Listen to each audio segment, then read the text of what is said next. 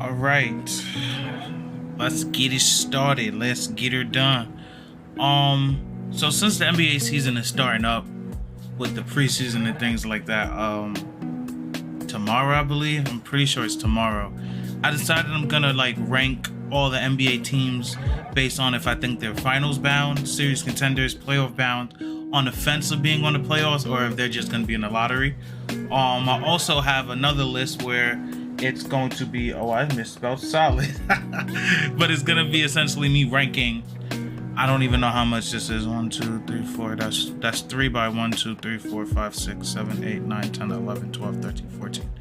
3 by 14 is 2, 1. That's a number. I don't feel like doing the math actually, but it's a good amount of players. I'm gonna rank them on if I think they're nice, if I think they're gonna be trash in this upcoming season, using their past seasons, of course, but also just projecting a little bit. There's no way to really know these things. Also, I should also put in parentheses, whoever I think is the best in the league is going to win MVP. So I'm also gonna just put MVP in parentheses, who I think they're gonna be the contenders for MVP. But we're gonna start off with the teams, of course, because if the teams are good, the players are gonna be good, and vice versa. So let's start off with the 76ers. The 76ers had a lot of like interesting. Let me make sure my volume. Okay, cool. The 76ers had like a lot of interesting things happen in this offseason. I believe that the 76ers are a pretty good team. They got PJ Tucker. I'm pretty sure they picked up a couple other ancillary pieces. I don't remember for sure. I don't think they're finals bound in the East. I think the East is extremely deep this season, so I'll put them in series contenders. Also, the way I rank them, it'll show how like serious I think they are. Just like, yeah, in case you ain't know, the Wizards, they're lottery bound. They gave Bradley Beal the bag. Shout out to Bradley Beal getting the bag, but they're not. They're going nowhere, and they're going nowhere fast. Let me turn this down a bit. But yeah, they're going nowhere, and they're going nowhere quickly.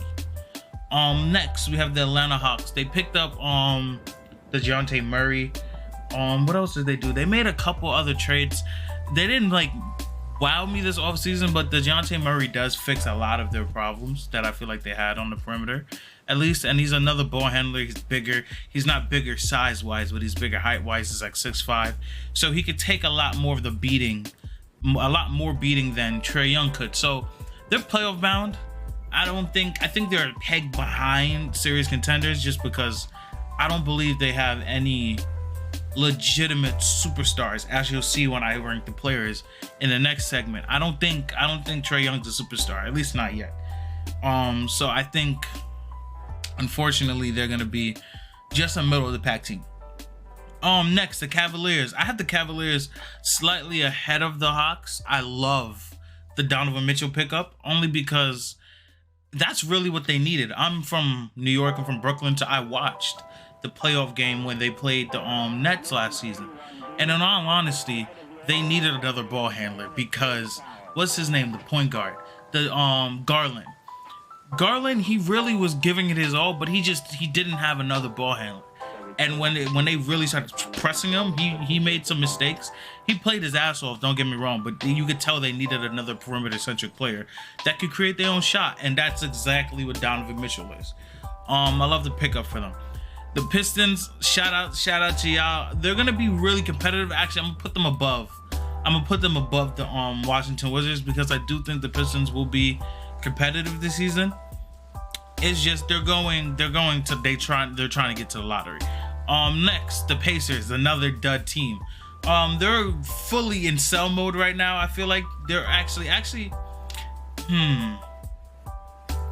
they might actually make the playoffs. But actually, yeah, they might make the playoffs. I'll leave them there for right now because now that I'm thinking about it, Tyrese Halliburton is a really good young prospect. And they have a solid young core. It just I'm probably projecting a little too much of Tyrese, but I feel like he's gonna have a big season, having a bigger role, having the ball in his hands more, and like giving the keys to the franchise essentially. So I'm confident. The Milwaukee Bucks. they're serious contenders. I don't want to put them in finals bound. I don't want to put anyone in finals bound until I really look at the list that I made. But Milwaukee's they're a pretty good team. I can't lie. They're pretty solid. Giannis, I promise he's gonna come back with a jump shot no matter what Gilbert says. Giannis has been getting better. Chris Middleton's still there. Drew's still there, and they have a solid core. They're defensive. They can rebound. They're big, and they've been there before. So I'm not gonna bet them out. They might actually make it to the finals. The Raptors are like right here for me, because I think in terms of experience and just overall potential, not potential, but rather not even projecting, just going off of like logically speaking, the Raptors should do better than Cleveland as a unit, because Cleveland is new. We don't really know what to expect. We don't know if everyone's going to mesh well.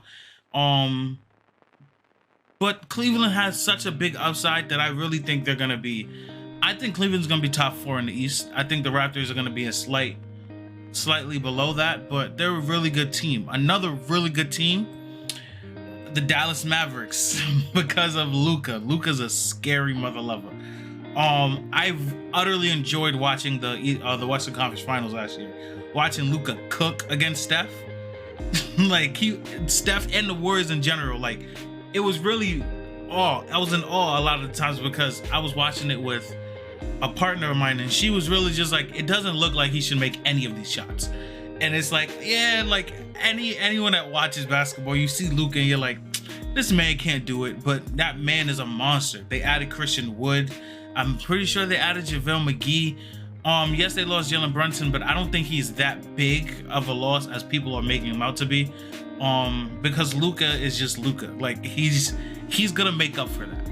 I think Luka is like in that echelon of people that, like, if you have them, you have a chance. Denver, I'm gonna put Denver in the serious contenders category. The West is deep. I will admit that the West is deep, and this is probably a bold pick. A lot of people will probably just have them playoff bound, but I believe in Jokic. I believe in Jamal Murray.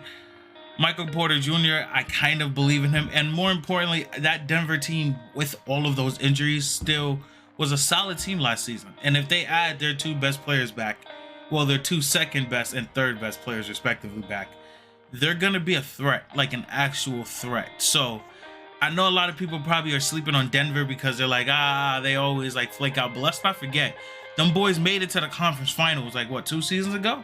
3 seasons ago? Like, they were right there, is basically what I'm saying, and they can get right back. Memphis. Memphis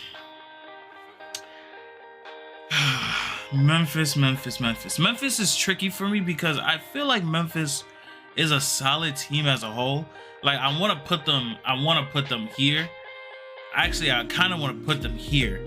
So I am going to put them there for now. That being said, I'm very interested to see how the team operates in the first month to 2 months of the season. A lot of people say that doesn't matter, but I want to see what kind of offense they're running. Because I want to see if they're going to implement Ja not just being to the rim all the time. You feel what I'm saying? And I want to see what Ja does. I want to see how Ja improved, as well as everyone around them, because I feel like they're still a peck below finals bound, even if they're serious contenders. Like, they could push the Warriors to 7 games, in all honesty, next season, and I still wouldn't in my heart feel like they were ever going to beat the Warriors. You feel what I'm saying? Like, it's just, there's like a difference, to me at least, personally. The Timberwolves are just a solid playoff bound team. I would probably put them here off of talent alone. Anthony Edwards is a beast. He's going to be a beast. Karl-Anthony Towns is a generational offensive player as a big man. They have Gobert. He adds defense, I guess. They gave up my son Patrick Beverley, which I feel like really helped keep that team together with a lot of fragile people. It looks like I feel like he was really like the balancing act, and they let him go. They probably didn't see it as such. They probably like, yo, we got so much talent, we got et cetera, et cetera. We're right there. We just need to make the next oomph, and I get it, but I don't think Gobert was it. But we'll see. Maybe the Twin Towers thing works, but I just want to know if Gobert can hit like a hook shot. You feel me? Like, I'm not asking Gobert to do too much, but if he could go left shoulder hook, right shoulder hook, like do a little drop step so that Karl can bring him out, but he's still not useless, because on the dive they'll just like collapse unless D'Angelo could like become Stephen Curry to stretch out the defense to make it impossible to guard this offense. It seems really predictable to me. Spurs, they want to be in the lottery. Next, the Jazz, they want to be in the lottery quick, fast, and often as well. But I feel like the Jazz are actually going to be really competitive this season, so I'm not going to jump the gun and put them. Actually, no, I am going to jump the gun. I'm gonna put them in lottery bound, but they're going to be the best lottery bound team, probably battling with the Pistons. I have to see the rest of the league, but I feel like they're going to be the best lottery bound team because Collin Sexton is a monster. He was going to get the extension before he got hurt. He's a beast. He's really a Donovan Mitchell-esque kind of a player. I don't want to put him in the same trajectory because Donovan, I'm pretty sure by that time, was already an all-star, averaging 25 plus, but Collin Sexton's a really, really, really solid player. I feel like he's a solid cusp, borderline all-star kind of player. And I'm interested to see what he does again with the team basically to himself. The Clippers. You see, it depends. Which version of the Clippers are we getting? Are we getting the version of the Clippers where Paul George and Kawhi stays healthy? Or are we getting the version of the Clippers where, like, no one's healthy? You feel me? If let's assume everyone's healthy, they got to go to the top of the list for me personally. The addition of John Wall just takes them to the next level because John Wall is such a playmaking guard that's all they needed. Reggie Jackson is also a playmaking guard, but he's a playmaking scoring type of guard in my opinion. Not saying he can't pass, he can't make certain reads, but that's not instinctually what he does best. Versus I think John Wall, he can get downhill when he was at his best at least. He can get downhill, but more importantly, he was dishing. Like, he could go get 20 and 12 assists. He was dishing that shit. Like, you feel me? Like, and that's really what they need. Like, someone at the helm that can slow the tempo down, get Kawhi in his spot, like a Kyle Lowry, where you see Kyle Lowry again. He can go get you 20, but he was going to find a way to get you 8, 9 assists. He was going to get you some boards. He was going to get you some steals. That's John Wall to me.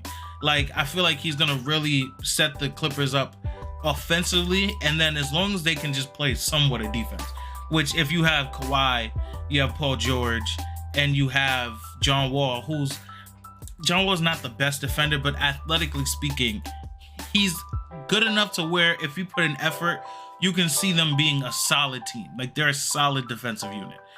The Suns, trouble in paradise. The Suns are an interesting bunch for me because they're bad, relatively speaking, but they're good. Like, their roster composition, other than like their top 7 people, arguably 6, 7 people, they're not a good team. Like, they have a bunch of has-beens, respectfully, or it never was, or whatever the case may be, depending on how you look at the players. But they work well as a unit. But it looks like there's trouble in paradise. So I'm going to put them here. I'm not going to disrespect them and put them behind Cleveland because Cleveland hasn't shown me anything yet. You feel me? But, like, Dallas did just beat their ass, like, if we're being honest. Like, so, like, I can't put them above Dallas. Even though some people think that was luck. I'm not one of those people that think it was luck. Next, Portland. Portland confuses me because Portland, they're like Indiana to me in the sense of they don't look like they know what they want to do. You feel me? Like, they look like they kind of want to compete, but they don't want to overpay, but they know no one's going to come there in free agency, but they're still trying to, like, get people to come and watch the games live because, you know, ticket sales and money and that, which I respect. I completely understand it's a business at that point, but, like, I don't know. Portland's going to be on the fence because Dame is coming back healthy. Anthony Simons is pretty good. And I'm blanking on a lot of the rosters, especially like these lower team rosters, because they're not notable. And when I say that in terms of team compositions, not even player-wise, I could forget a lot of notable players because the roster composition just isn't fluid. So the team will never make sense to me. So I'm not even worried about who's on your roster. You feel me? Like, that's a lot of what's going on in Portland. That's a lot of what's going on. Well, San Antonio is just, they're trying to lose. Washington, they're just, I don't know what, Washington is probably laundering money or some shit, because I don't know what the fuck they doing. They just giving away money to people. The Pistons are in a big rebuild, and the Jazz just started their rebuild. But yeah, Portland, they're not really, and as well as Indiana, they're not really anywhere left or right, if that makes sense. They're not clearly in playoff bound, and I mean, that's why they're in the fence, but like, as a roster composition and as a team, it seems like they don't even know what they want to do. It's so interesting. Another team like that is the Sacramento Kings. I think the Kings are actually going to be the best out of this bunch. But the Kings also seem like they don't know what they want to do. Like, they've been in this weird predicament where they have really promising players, seemingly at least, but they go nowhere. And then they end up in the lottery again with a top 5 pick. Go nowhere, do it all over again. Like, they're in this weird ass cycle, which I don't necessarily understand. But they're just stuck there. So, excuse me. They're just gonna be on the fence. They're gonna be the 9th seed. They're gonna be the 10th seed. They're gonna make it to a play-in game, but they're not gonna do anything further than that. In all honesty, they're gonna end up right back in the lottery. And these 3 teams, they really could just be lottery bound, but they're gonna make the playoffs. Most likely, because more than half the league does, so makes sense. Next, the Knicks. The Knicks are interesting to me.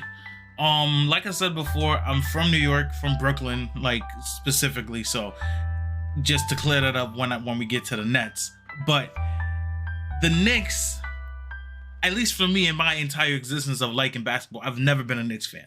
I don't understand how people could be Knicks fans. I don't care if you're from New York. I don't give a damn if your grandpappy was a Knicks fan. I don't give a damn if your uncle was a Knicks fan. I don't give a damn if you came out the womb with a Patrick Ewing jersey on. You're wilding. The Knicks suck. As a franchise, they suck. They don't deserve any of the fan base they have. And in all honesty, they're playoff. They're on the fence though. But they're lottery bound. In all honesty, we all know where the Knicks are going to end up. It's the goddamn Knicks. Like, we're gonna find a way to make the playoffs, get swept, or like be the 9th seed and barely win. Jalen Brunson isn't gonna really do that much unless RJ ascends to all NBA status, which I doubt is actually gonna happen. They're gonna be on the fence. They're gonna make the playoffs, probably the 8th, 7th seed. Worst case scenario, they're gonna be like the 9th or 10th, end up in a play-in game, and yeah, they're gonna make the playoffs. But the Knicks suck. One of the worst sports franchises in the world. I don't know why people fuck with the Knicks, but that's beyond me. The Pelicans, though, the Pelicans are interesting because I don't know if anyone's seen the pictures of Zion. Let me see if I can find that real quick. Oh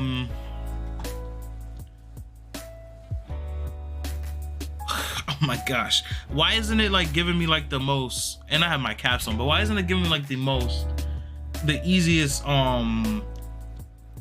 way to go about this? Anyway, though,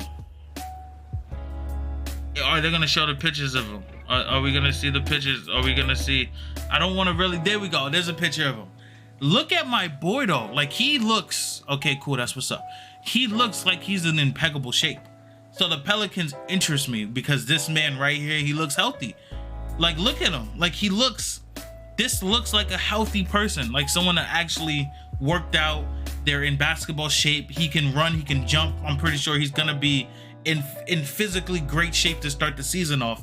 So the sky's the limit for the Pelicans because they have a great nucleus already. You feel me? So that being said, I think they're right about here. I wouldn't put them above, actually. Yeah, I'm not gonna be. Actually, no, we're gonna be a little blasphemous today. I'm gonna put them above Luka, and I really don't think they're actually gonna be better than the Mavs in the regular season nor in the playoffs. But this is if Zion becomes what everyone projected him to be, then I could see this happening. But they're a really solid team. They have BI, they have CJ. I love CJ. They have Valanciunas still. Don't they have Devontae Graham? They have Herbert. they have a really good team. Really beautifully composed as well. Oh my lord. I cannot speak. Next, though, the Hornets, they're going to be on the fence.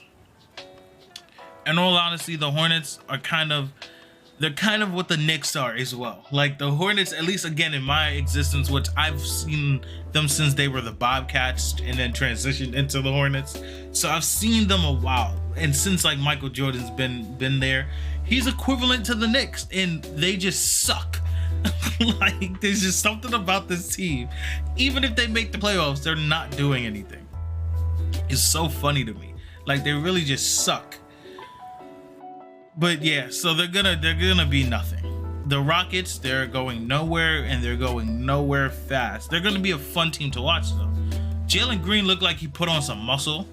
So that's terrifying because he's already quick. If he could keep any bits of that speed with that muscle, he's gonna be a problem. And that jump shot was coming along. If he could shoot a little more consistently, he's gonna be pretty good. The Rockets are a good, exciting young team, but they're going to be in a lottery.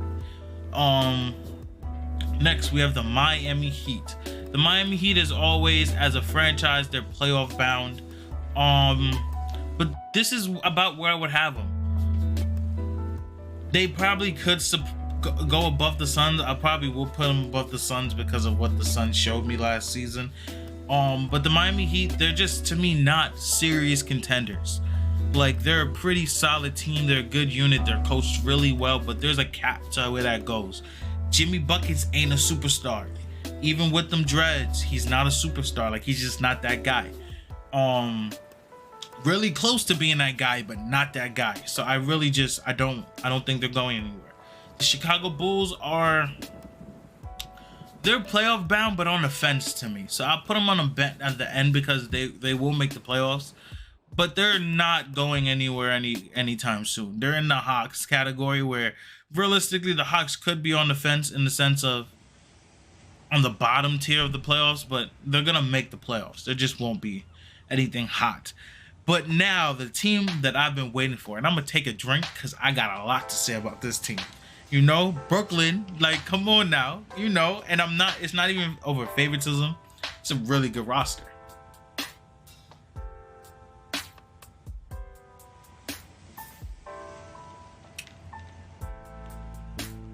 Like, Brooklyn's a really, really good roster. Where I would have Brooklyn is right here. Is right here. In all honesty, I think Brooklyn is going to the finals. All things considered, everyone stays healthy and everyone is actually playing basketball. I noticed a lot to ask from the Brooklyn Nets roster apparently with Ben Simmons and Kyrie Irving and Kevin Durant that doesn't want to be here. Seemingly, or now he does supposedly. He wasn't getting traded anyway, so he was gonna be here. But yeah, if they actually show up and do their jobs and hoop, oh my boy, let me tell you about that offense. Ben Simmons don't need to shoot. I promise you, Ben Simmons don't need to shoot. If Ben Simmons plays the game the way he's supposed to and be aggressive and goes downhill at 6'10", he don't need a jump shot. I promise you he don't. Not with Kevin Durant and Kyrie on the wings. You don't need a jump shot. You have Nick Claxton as an easy lob threat. You put one more shooter out there and the floor is spaced. The floor is immediately spaced. No, if Ben Simmons comes off the ball, he just has to be the screener.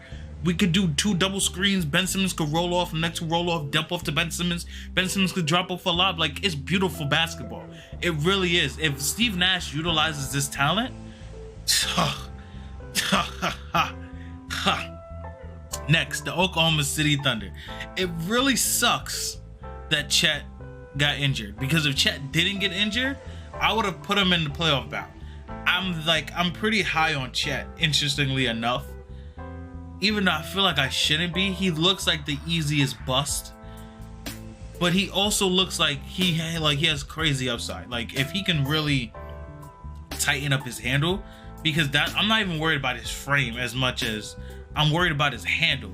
If he could tighten up his handle to where when he takes a bump, he's not losing the ball, because he looks a little loose with it to me. he looks like, especially when there's contact, he gets a little loose, the ball gets a little slippery, he can lose control of it. If he can tighten that up, because he's gonna get naturally strong. Skinny people that like that, he's gonna lift in the NBA, and he's gonna just get wirily strong. Like Kevin Durant, he's just like, it's just going to happen. Even if he doesn't get big like Giannis did, he's still gonna be a sturdy person. He just needs to tighten up his handle and work on being quicker on his pickup. But other than that, I'm really high on him. Defensively, he's a monster. Offensively, he has so much upside, and like he can be a mismatch for literally everyone in the NBA. Like he has that kind of offensive upside, as well as being an all NBA defender. So sky's the limit for him. The Golden State Warriors, I mean, we have to put them here. They're basically running the exact same team back that looked disgusting. That team in the finals looked nasty, because there was so many games where I was like, nah, Boston got it. Like I hate it. I didn't want Steph to win. I'm not gonna lie. I wanted Boston to win, not only because, of course, Northeast, Boston right there next to New York. It's also though, I'm a hater on the Golden State Warriors. Like they've taken so much rings from my boy LeBron that I'm a hater. I really just don't want them to succeed. But every time I was like, nah, Boston, they got this. This nigga Stephen Curry, Stephen Wardell Curry, Warden, whatever that nigga name is, Steph SWC. That nigga is nasty. And when I tell you that nigga is nasty. And he's still gonna be nasty.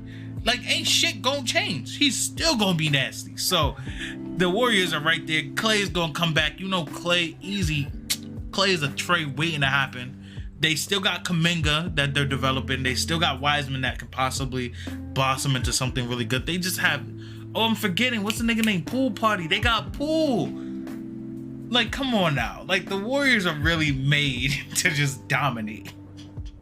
It's actually not fair. Next, we have the Boston Celtics. The Boston Celtics have so much controversy going on right now in this franchise. It really does interest me to see how they handle it. Like, and they being like the team, not necessarily like the franchise, because the franchise we see handling this shit horribly. I don't know if anyone's heard Stephen A's take, but Stephen A is essentially of the mindset of, why is this even public knowledge, especially if you're retaining him? Possibly, why is this something that needed to be publicized? And I completely understand, and I'm more sympathetic with that train of thought than anything else, because why is this man's business out in the public? You feel me? Like, I understand he's a public figure being an NBA coach, and he's also dating a public figure with his fiance, or engaged to a public figure with his fiance being Nia Long. But that was none of our damn business, like Stephen A said. Especially if you're gonna retain him. I don't even understand why he got suspended for a season. Unless, I haven't been keeping up. People have been saying, I've been seeing on Twitter at least, it's not necessarily consensual. If it wasn't consensual, why does he have a job though? Why is there like a prospect of him getting rehired? You feel me? Like, either way you slice it, this doesn't make sense. If it was consensual, it makes no goddamn sense. Because if you're not gonna fire him, then what are we even suspending him for? What is he learning in this suspension? That, like, I'm gonna get a slap on the wrist, or what, you guys are just gonna like publicize it? But now if he's single, he can do whatever he wants, because who gives a fuck if you publicize? You feel what I'm saying? Like, it's stupid. And if it wasn't consensual, why is he even given a chance to have his job back? That's promoting even worse ideas, because now it's just promoting, yo, if you're good enough at your job, we're gonna find a way to scapegoat you into get a simpler term. Like, you feel what I'm saying? Like it's nepotism. Like, that's really what it is from the franchise, one way or the other. And it's just horrible. And it's gonna have repercussions on the team, because Ime, if we're being honest, is the reason why that team was what that team was last season. It was damn near the same roster, but he took them and he exponentially made them better. So it's just gonna be interesting. They're gonna still be contenders. I'm gonna put them about right here.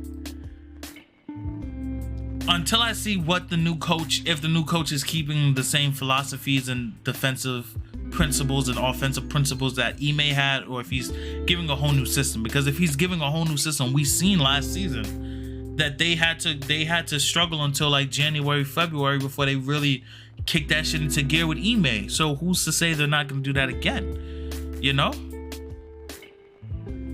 It's a shame.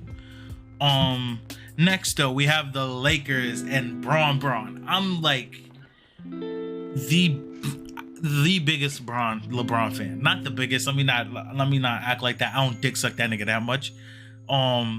But I'm a big LeBron fan. Like, LeBron really got me into basketball, like, in a lot of sense, and just got me into like a certain philosophy about basketball and what basketball is supposed to look like and how you're supposed to pass and move and see angles and things like that. Like, LeBron got me really thinking just watching him play, in all honesty, and watching people break down his game and break down what he's seen.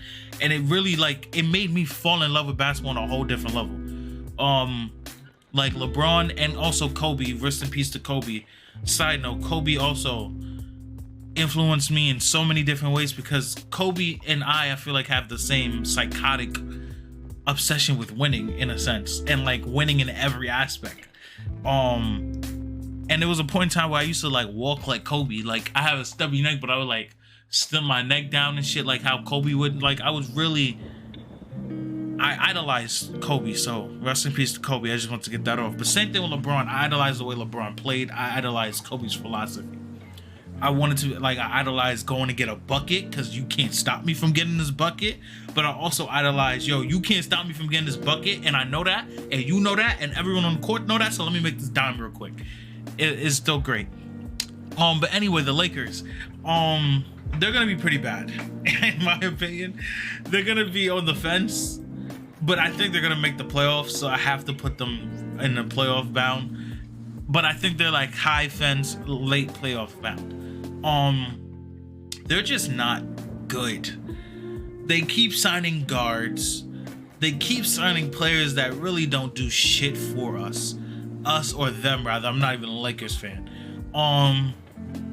It's just a sad. This team is bad. Like, it's really bad. If they do anything, it's because LeBron and Anthony Davis was like, yo, fuck it, hop on our back, go into Duffy, we go into the finals. You feel me? And finally, we have the Orlando Magic, which they're like here. They're also lottery bound. Not much to say. They're like every other team. They're like all of the three teams ahead of them. They're just young. They're rebuilding. They're in this purgatory kind of a state, but they're making strides. You feel me?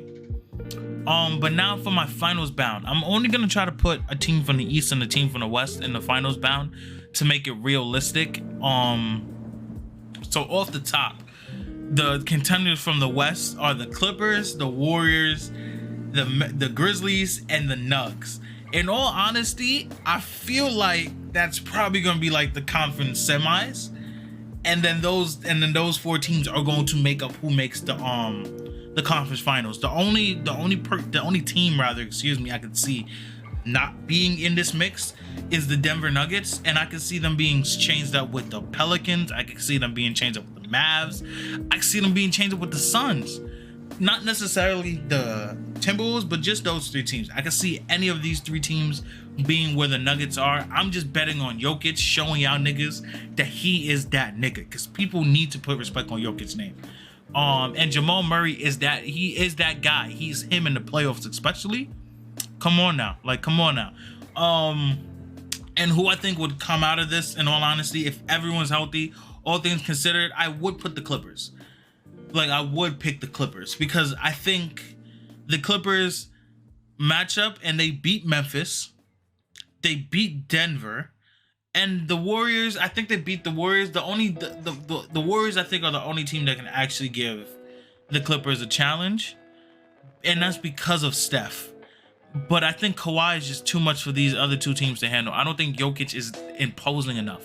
Like how if Jokic was Embiid, or if Denver had Embiid, I would probably pick Denver, because Embiid just is such a force offensively and defensively They can have the same numbers. They can even be impacting the game the same, but it's not felt the same, if that makes sense. Even from a viewer, and if you played, you know someone that's just physically big as shit and they nasty, if that makes sense. Like they're just big as shit. Pause. Like they're tall. They act, they yoke, you feel me? But they got a mean streak with them, and they'll impose their will. Versus someone that's just nasty and they just go and they big and they just going, you feel me? They just getting a bucket. Like Embiid just don't get a bucket. He's nasty. So yeah, that's my Western Conference final representee, I guess. For the East is between the Nets, the Bucks, the Celtics, or the 76ers. I also feel like this is the 4. But in the East, I feel like it could be shaken up a bit. The only 2 teams that I really genuinely feel like are a lock for the semis, at least, are the Nets and the Bucks. The 76ers, they're going to have to show me, James Harden is going to have to show me that he can compete in the playoffs, because the Cavs are nasty now.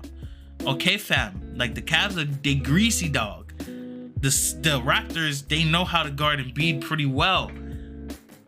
Like, it's all matchups at that point, because I don't know if anyone they have Tyrese Maxey. But no, I don't know if anyone on the perimeter can really handle the Hawks, and the Hawks aren't that weak on the interior. But Joel would just it will be a perimeter versus interior, and we've seen this matchup before. So you feel what I'm saying? Like it's interesting. That being said, I do think the best team defensively in the East are the Nets. Like if they can get things right, I think it is the Nets by far. But that's a big if. And in all honesty, they haven't shown me anything. If it's not the Nets, it would probably, in my opinion, be the Bucks. I think Giannis and Chris Middleton and them want to show niggas, nah, we would have made it to the finals last season if my boy Chrissy ain't get hurt. And I feel like he really gonna do it. But if I had to bet money, it would be on the Nets, Clippers, with these 2 being the runner-ups. Followed by, it would probably be them. Then it would probably be them. And then it would probably be them. Like this would be the way that I would rationalize these teams making it. With these 2 teams making it most likely, and then subsequently everyone else. You feel what I'm saying? But that's just the way I view the league right now.